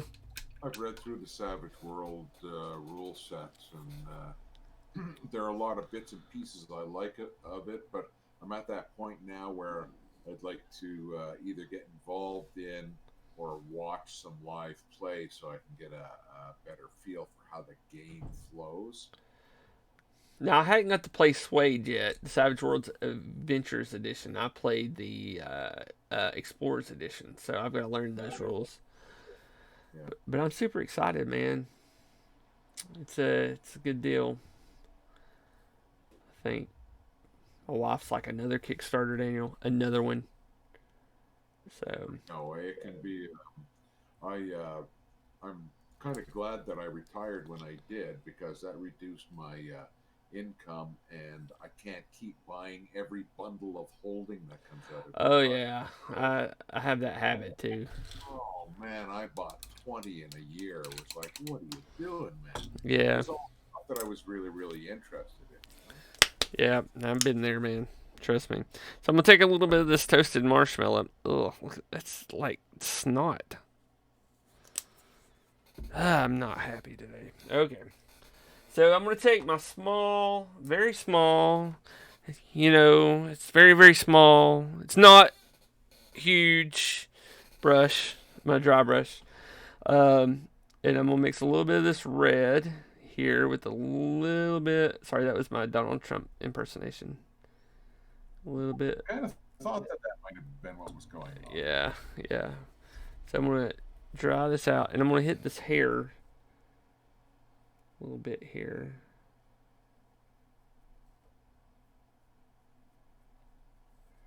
So what we're doing is we're coming in. I should have added a little bit of yellow. Let's do that now while we're at it. I read something funny today on what was it? Twitter. Somebody's like, "Wait, Fox and Friends is on." And they said Fox and Friends is on, and Biden's not tweeting about it. Does he not know how to president? God, really? That was it. They were making a joke because it's all Trump did was watch Fox and Friends and tweeted about everything they said. Yeah, I know. Crazy. I know. All right. So what we've done here is we've working on said hair. We're dry brushing or kind of more over brushing top parts of the hair. Now here's what's really cool about this.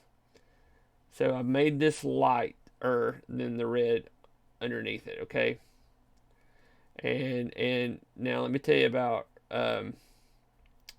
yellow is a very translucent paint, okay? That means usually what is underneath it will show up. Now so there's the hair so far. Okay. That face still looks horrible. Gosh, I can't fix that. It's in the plastic too. So see, It's just weird expression, man. That's all like it is. I'm looking at that, then I turn over and I look at some of these other things I've painted over here, like Harvey Birdman and our little orc that I painted over here as well, and I'm just like, oh my gosh, I I don't know. This is the first time I've ever run into an issue like this of not enjoying a paint. Okay, now I've loaded up some yellow into my dry brush, and not a lot of yellow. And so I'm going to go over that a little bit to kind of add some more yellow to the red for her hair. You might not be able to see it very well on camera, but I assure you it is there. Okay. Alright, now let's grab what I would consider an oak brown. And that is going to be this color here. This is the chocolate brown.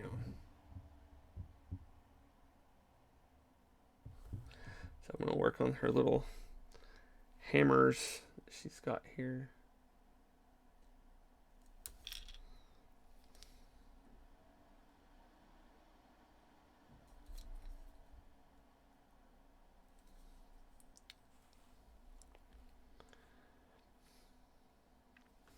Okay.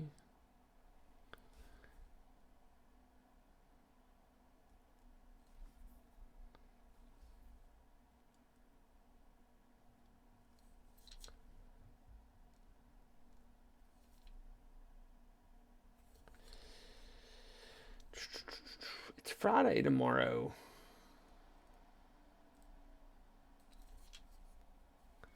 Yes, ma'am.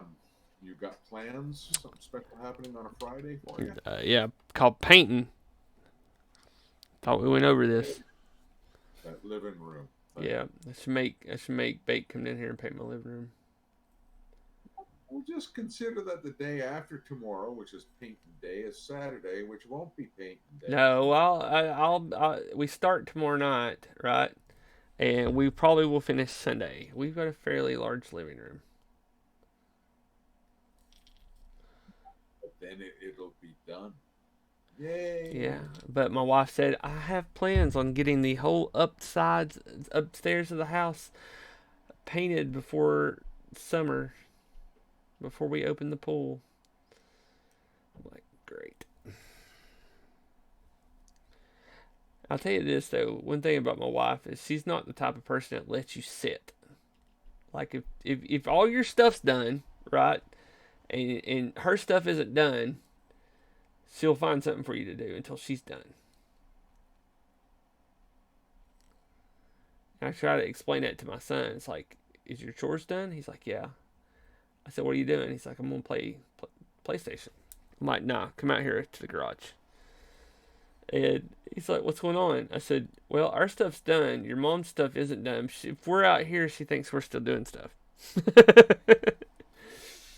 So, Oh, man, this is why people grow up the way they do, isn't it? yeah, yeah. He's like, oh, okay. I said, go grab your DS. Yeah, come sit out here in the garage. Yeah, have a soda while I drink this beer. Okay, let's grab some white here because my other white dried out. That's the only bad part about not using a wet palette. But you can't use a wet palette with craft paint. I'm just going to tell you this now, straight up. Is because it will dilute it so thin it will be unusable. We're just talking to another guy today about Citadel paints. And everybody's like, well, how do y'all do it? And that's like, well, when I use Citadel paints, I usually transfer them over to a dropper bottle because of these little paint pots that are annoying as crap. But they're 12 milliliters in size. That's how much paint's in them. And I move them to 20 milliliter bottles, and I usually add about 8 milliliters of thinning fluid that I create. And they're still fairly highly pigmented, so, but this stuff right here, I mean, you can thin it down a little bit, but it's not going to be worth it. Okay, so let's touch up a little bit of the white here. Okay. Over here as well. I've been reading The Hobbit to the youngest. Cool. How far in are you? Just a few pages. It just started this week. He told last night it was his mom's turn to put him to bed, and she's like, "You want me to read to you?" And she's like, "No, I want Dad to read." She's like, "What? This is strange."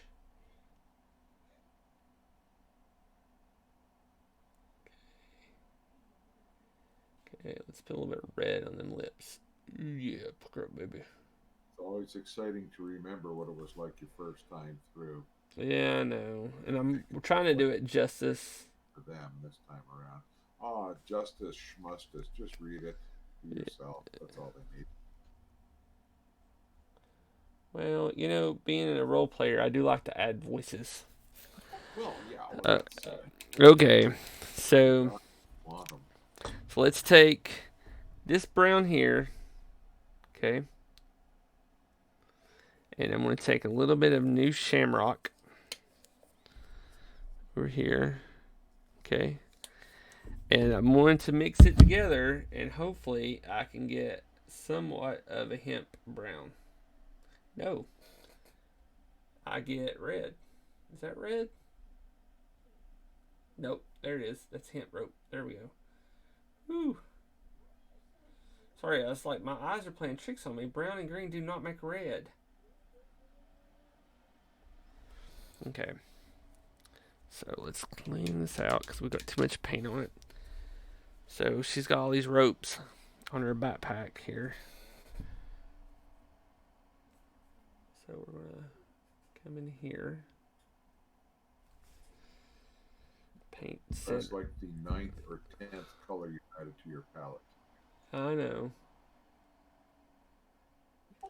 I'm just saying, because I imagine some people out there might be thinking, oh well, he's listed like 12 or 13 various colors that he thinks we need, but surely he can only do it with 4. But this has been quite an interesting evening to see how you would use a lot of that palette. Yeah. For something like this. Okay, we got 10 minutes left. Okay, so now what I'm going to do is I've got this leather brown. I'm going to pull aside of some of it here, and we'll take a little bit of the toasted marshmallow. And I keep saying leather brown. We all know what its real name is. Chestnut. Okay, so what I'm going to do here is on this backpack, I'm going to come in, like there's this buckle area here. Oh, that's too thick. Too thick. I'm going to come in and hit the edges of it a little bit to wear this leather out some. I usually have a good technique for straps. This isn't going to work. You know what, though? That thing right there is not leather at all. That is an anvil. What the heck? Okay. Black. She is a smithy. Because I saw the one hammer she had. Okay, so let's come in here. We're going to paint the body of the anvil black. Okay. Okay, I'm seeing the anvil now, just now. Yeah, I thought it was like some strange package on her back. But that is an anvil. Okay. So we've got that painted there. Okay. Now, take the nickel. Okay. Come back in here. This nickel is a really good gunmetal looking color. So we're going to take this and put it on top of the anvil.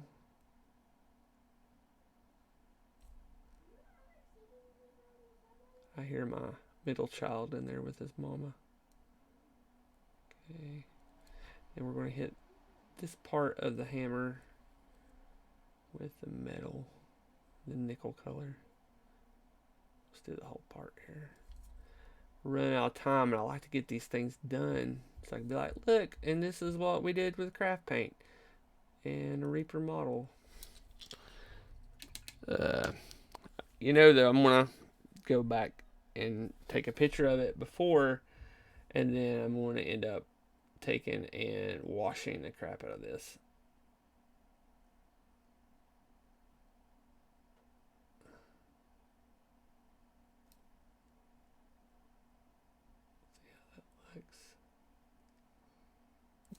You can always use before and after shots, before and after wash to on the Patreon.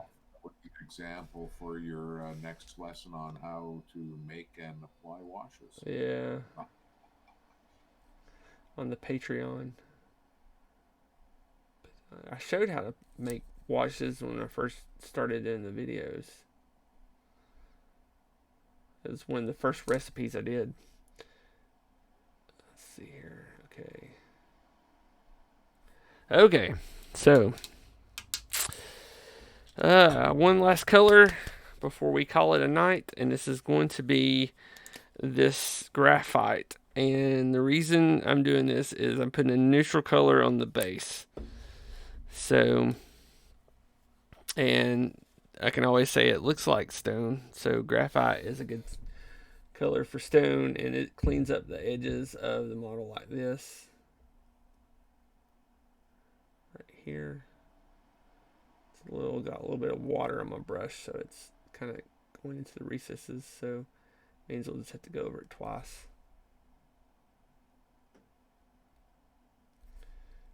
Okay. Let's see here.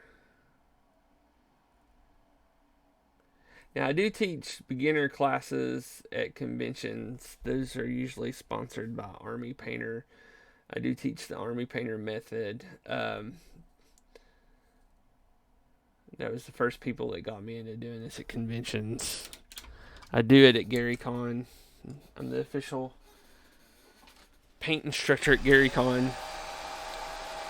We're supposed to be working with Alyssa Fadden to bring in another level of painting techniques and stuff, because she's more of a classical painter when it comes to model painting, so a little bit higher end than me on some of these things, because she does everything high end.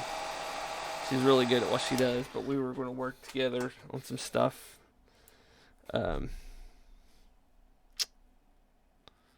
This was going to be this past year, but now everything's still virtual, so we're going to come back in here. I hit that a little bit. We're going to hit the gray some again.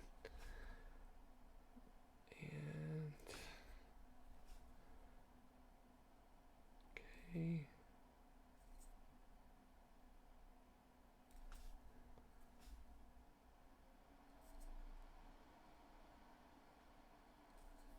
Okay. All right. There's what we can do in 2 hours with craft paint. Actually, there's one spot here that's bothering me. I gotta fix it. Right here. It's bothering me right there too. So I'll take some pictures of before and after. Once this dries, what I'm going to do is I am going to, you can see my little blue highlights on it. The blue went on pretty well though. I will admit, the blue did go on fairly well. The flesh was okay. I can see why I'm never probably going to use craft paints again like this unless I have to. But yeah, aside from that, I mean, it wasn't a fun experience. Okay, so part of painting models has to be your enjoyment. Okay, and I'm going to explain this. So it was a lot of harder work with the craft paint than it was with actual painting of, with what hobby paint would be like. So hobby paint goes on easier. It comes out of the thing better, out of the dropper bottles better, and it's just easier to go on. So I'm just going to tell you this straight out. If you're a beginner, that's great. You're going to get frustrated. You might even quit after a while. This here was about $15 in paint. All this paint on my table. Spend a couple extra more dollars and get a beginner set. Like, I think this beginner set here was $30. Right here, this Reaper miniature set, painting set. I bought it a while back, and it comes with muddy brown, pure white, tan skin, cloudy gray, pale saffron, which is yellow, turf green, twilight purple, solid black, heraldic red, oceanic blue, skeleton bone, dragon gold, and blade steel. And then it comes in this really awesome case, and you can add colors to it. And I've added just enough colors to this case to make this. If I was going to go paint models, I have this case and one other case, and I would grab these and take these painting model miniatures with me right now. Like if I was going over to my buddy's house, I'd grab this one and grab the other one, and like I'm ready. And that's it. I mean, and I'd be painting models. But this was about $30. I think I caught it on sale. We're going to do an Army Painter one, and I think that set goes for like $25. I can't remember. I'll have to get back on some of those prices when we actually talk about it. But this one comes with this handy dandy case that fits most model paints. So anyway, thank you all for joining me tonight, and I hope you had a great night. And I don't know if we'll be doing the. No, we won't be doing the one for North Foundry tomorrow. They're still working on some scheduling stuff because we're revamping the schedule. So we won't be doing tomorrow. So y'all have a great night. Bye.